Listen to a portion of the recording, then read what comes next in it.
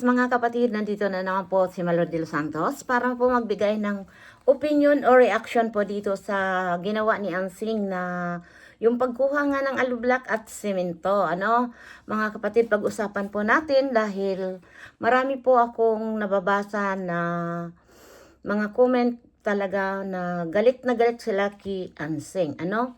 At higit sa lahat yung pagiging bastos na pagsagot kay Daddy Frankie talagang hindi maganda.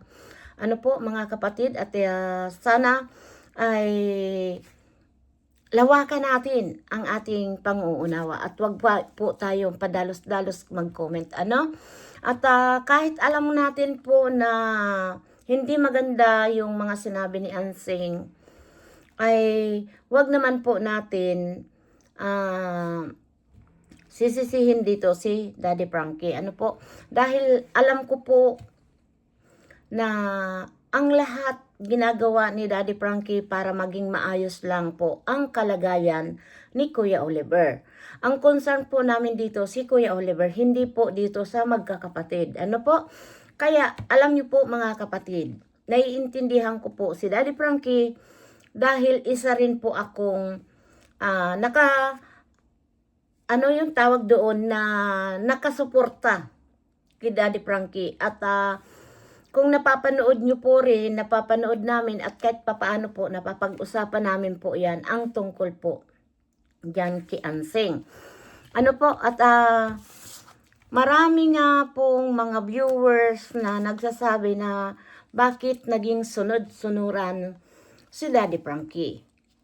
At sa totoo lang po mga kapatid, si Daddy Frankie, linalawakan na lang niya ang panguunawa dito kay Ansing dahil ang concern niya talaga dito po ay si Kuya Oliver. Ngayon kung siya po ay makikisali at bigla niya na lang po na iiwan po si Kuya Oliver na hindi tapos ang kanyang bahay, ano kaya sa palagay ninyo po yung magiging mangyayari kay Kuya Oliver? Siguro ay ako, para sa akin, babalik si Kuya Oliver sa dati. Pag hindi po yan naalagaan talaga. Dahil alam naman na po natin nung wala pang isang buwan ay nagkasakit si Kuya Oliver sa puder ni Ansing. Nagkaasma nga daw po at hindi nga, doon nga daw po sa shelter ni Daddy Frankie, never po nagkasakit si Oliver. Dahil talaga alagang-alaga at talagang napapakain o napapainom ng maayos. Di ba? Dito po sa usapin na ito na ginawa ni Ansing kay Daddy Frankie, yung pagsagot-sagot niya na hindi ko talaga po nagustuhan. Pero ganun pa man po, ayaw ko naman pong magbitaw ng masakit talaga sa kapwa natin. Sabihin na natin na si Ansing nga bastos, na instead na sabihin niya na lang kay Daddy Frankie, pasensya ka na. At ang akala ko hindi na matutuloy, kaya inunahan ko ng kunin yung ibang alublock at simento. Kasi naisip ko, baka kunin ni Kuya Gigi. Diba? Ayan mga kapatid, panuorin po natin muna itong... Nagkuha ka daw ng ng hollow blocks?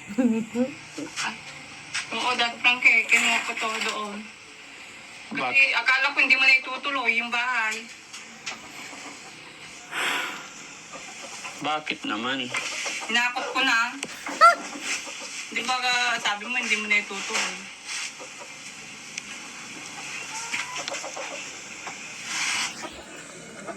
Kaya alam niyo po mga kapatid, naiintindihan ko po si Daddy Frankie dito sa sitwasyon na ito. Ano? Kasi may mga bagay po talaga na minsan si Ansing talaga, ang akala niya talaga, nagbibiro lang si Daddy Frankie. Ano? Kaya nung sumabog na po si Daddy Frankie, doon namin po na ako po tawang-tawa na inis dahil gano'n na lang po niyang sabihin na ngawa ka ng ngawa. Kaya isasauli niya na lang daw po yung hollow block. Dito po sa usapin na ito po, mga kapatid, nakikita naman natin po yung kulang sa kaalaman talaga si Ansing, no?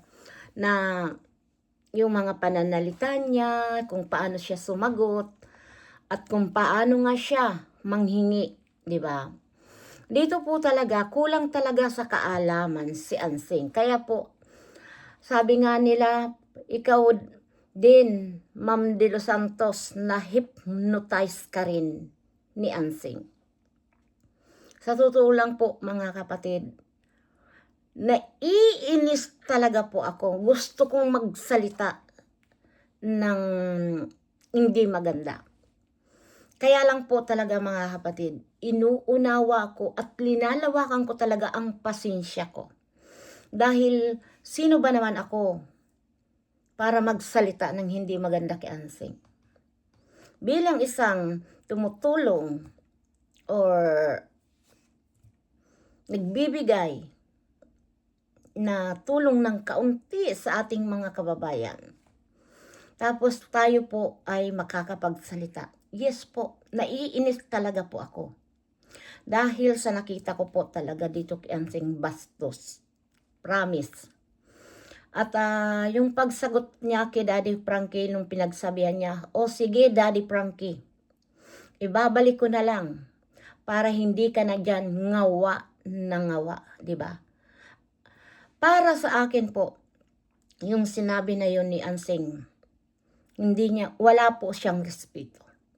Ang akala niya laging nagbibiro si Daddy Frankie. Kaya po siguro yun nasabi ni Ansing.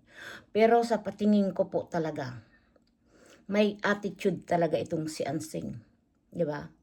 Kaya naisip niya na kunin yung hollow block at kumuha na rin ng semento. Baka daw kunin ni Kuya JJ. Yeah. Ang talino ni Ansing, di ba? Ayaw talagang malamangan ng kanyang mga kapatid.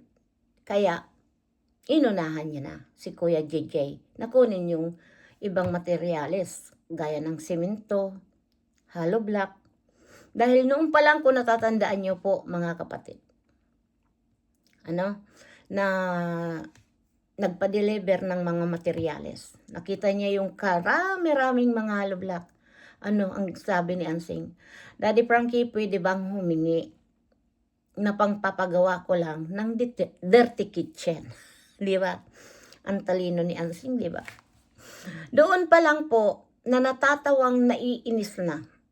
Kahit yung inis na tayo sa isang tao, gawin na lang natin katawa-tawa. Alam niyo po kung bakit. Isa rin tayo pong magkakasala. Dahil sa isang taong kagaya ni Ansing, sasabayan din natin ng another ng kabastusan. Siguro po, mga kapatid, ay hindi na tayo matatawag na yung nagpapayo, nagsasabi kay Ansing na sana magbago alang-alang sa kanyang kapatid, di ba?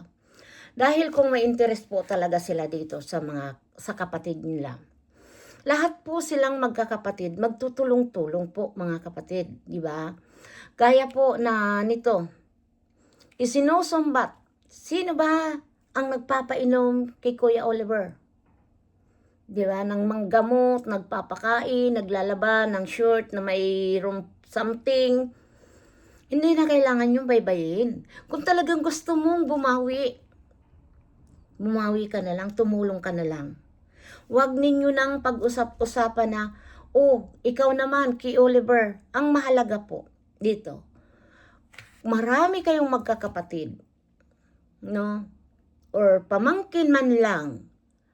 Kung hindi magampanan ng inyong magulang, kayo naman pong mga pamangkin, siguro malalaki na rin po yung ibang pamangkin na gaya po sa anak ni Kuya JJ. Yung bang, uncle, uminom ka na ba ng gamot? Kumain. Yung mga magre-remind ba sa sitwasyon ni Kuya Oliver, no? Dahil balang araw, kung si Kuya Oliver naman po yan, gumaling talaga ng 100% at nagkaroon ng pamilya, siguro naman po, yung magiging pamilya ni Kuya Oliver, hindi po papabayaan si Kuya Oliver. Ngayon po, dito po sa usapin na ito, na gustong makalamang si Anseng at ito nga si Kuya JJ, na parang nagsiselos na rin, ay dapat po kayo na mismo ang na magkakapatid ang mag-usap-usap. Huwag nyo na pong idamay dito si Daddy Frankie. Dahil si Daddy Frankie po, tumulong lang po sa inyong kapatid. Kaya po, yun po ang priority ni Daddy Frankie. Yung si Oliver. Kaya nga minsan nakapagsalita si Daddy Frankie na si Kuya Oliver ang beneficiary ko, hindi po kayo. Tumutulong lang po ako para sa kabutihan ng kapatid nyo. Doon pa lang po may mga laman yung mga sinabi ni Daddy Frankie. Ayaw man sabihin ni Daddy Frankie pero sinagad mo, Anseng, ang kabutihan ng isang tao. Huwag tayong magsamantala. Kung ano po yung ibinibigay natin, hanggang doon na lang po. 'Di ba, mga kapatid, mga viewers? Kaya minsan dito po sa usapin na ito ay iniisip ko talaga na hindi tayo makapagsalita ng hindi talaga maganda sa kapwa dahil wala naman po tayong karapatan At nakita lang nga natin na ito nga si Anseng na talagang bastos at dahil binastos niya po si Daddy Frankie na ganun pa man yung pagtulong po at panguunawa po sa kanya ay talagang ginawa naman ng tao, Daddy Frankie. Dahil ayaw niya rin po talagang makasakit ng damdamin. Ganun din po yung mga na sinasabi ko na ako po, kung maaari, ayaw ko rin po na makasakit talaga. Kung ano man po yung nakikita natin, napapanood natin dito kay Anseng, kahit po tayo ay parang gusto natin ng sabunutan, yung inis natin, na dinadaan na lang na po natin sa tawa para at least mabawas-bawasan yung stress na nararamdaman natin, di ba po? At sana nga po ay magbago ka na, Anseng, dahil kahit anong gawin mo na paliwanag, hindi pa rin po maiintindihan ng mga viewers na nakikita sa iyo mismo nanggagaling kung paano sila mainis sa iyo, 'di ba? Kaya ituloy po natin itong sinasabi dito para kahit papaano po mayroon tayong tag doon ebidensya or napapakinggan natin kung ano po talaga yung sinasabi ni Anseng. Anseng, may Ay, sandali lang po at tayo ay gusto lang natin po ay Anseng, may i-adjust na lang natin. Yung mga sobra. mali, Nanay Anseng. Hindi magandang tignan talaga. Nanay Anseng, nakaka-disappoint. Lahat ng bagay, pakikisama ko talaga sa inyo dahil gusto ko matuloy yung bahay ni Kuya Oliver. Pero yung ganitong nangyayari, nakakagalit po, nakakainis po. Tama, Daddy Nakaka-disappoint. No? Pasensya na, Daddy Frankie, kung nagagalit ka eh. Akala ko kasi hindi mo na itutuloy eh. Hindi nakakatuwa, Nanay Anseng. Nakakainis po. Nakabwisit. Sa totoo lang. Kasi mula noon hanggang ngayon, nauunawaan ko yung mga hingi-hingi. Pero ito, Nanay Anseng, yung pagkuha, hindi na po talaga maganda. No? Pati simento pa. Hindi alam ni Puriman yan. Ang sinabi lang sa akin ni Purman, hollow blocks. Pati simento pa pala. Sigurista nga. Talagang hindi matutuloy, pag-uusapan pa rin, di ba? Pero wala pang finally, nag-uusap-usap pa lang tayo nila Kuya JJ, nauna ka na palang kumuha. Kaya pala sabi ni Puriman, nag-order siya ulit kahapon, nagparating siya ngayon kasi nagkulang. Akala ko talaga kasi hindi mo na itutuloy, Daddy Frankie. Kaya yung bahay ko nang itutuloy ko sana eh.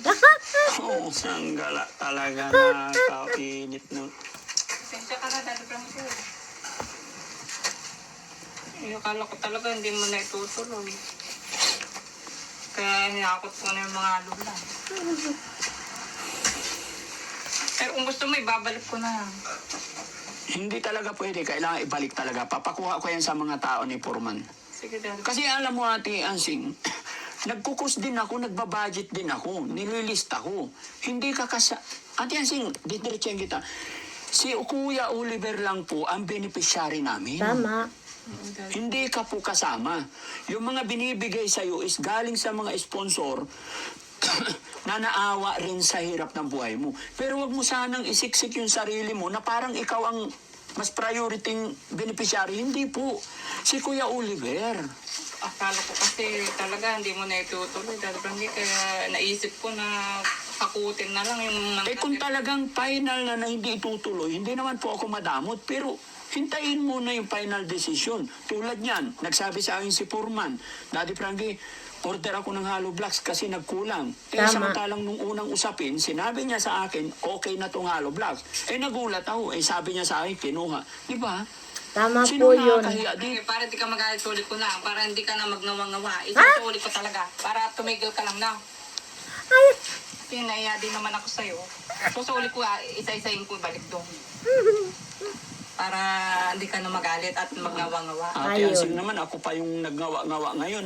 Anong gagawin ko? Tatahimik na lang ako, matutuwa na ayan, lang ako. sumabog na Ate po Ansing, si Daddy Frankie. Susulit ko na lang para di ka na magsalita. ang akin lang, Ate Ansing, pinapaliwanag ko kasi hindi biro-biro yung ginagastos dito. Malaki rin po yung gagastusin dito sa bahay. Kaya ang gusto ko, focus muna tayo doon sa bahay. Sige, isulit ko na. Hindi sa nagngangawa-ngawa. Wala naman sanang wala naman sanang bastusan.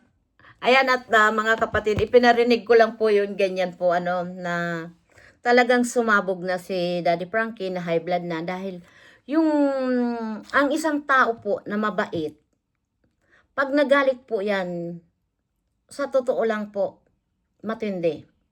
Dito pa nga sa mga sinabi ni Ansing, si Daddy Frankie, nagagalit pero alalay pa rin po yung kanyang mga sinasabi. Siyempre po, nasaktan si Daddy Frankie nung sinabihan siya na ngawa. Alam niyo po talaga mga kapatid, dito natin po makikita ang isang taong wala po talaga sa hulog, no? Sa ayos ang kanyang isipan, no? Dahil ang akala niya si Daddy Frankie, yung taong kaya niyang utuin o paikutin. Si Daddy Frankie lang po, iyan, nagtitimpi lang po yan talaga. Pero buwisit na rin. Gaya niyo po mga viewers na talagang pag si Ansing ang napapag-usapan, talagang nabubuwisit po kayo. 'Di ba? Kaya mga kapatid, hanggang dito na lang at sana po patuloy natin suportahan si Daddy Frankie at ang kanyang team at si Aling Rochelle Vlog. Suportahan po natin yung hindi pa po na mga naka-subscribe po sa kanila at kay Daddy Frankie at kila Aling Rochelle at sa team, paki-suportahan nyo po at isubscribe natin at pindutin po yung all button para lagi po tayong updated. Ano po mga kapatid, at pakisama nyo na rin po si Malo del Santos para po laging nagsasabing kapag may alam, hindi tayo malilinlang. Yan lang po. Marami pong salamat sa inyong lahat ng mga viewers na patuloy pong nagsusuporta po sa team ni Daddy Frankie at ni Malo de los Santos. Thank you so much. God bless you po. We love you so much, mga kapatid.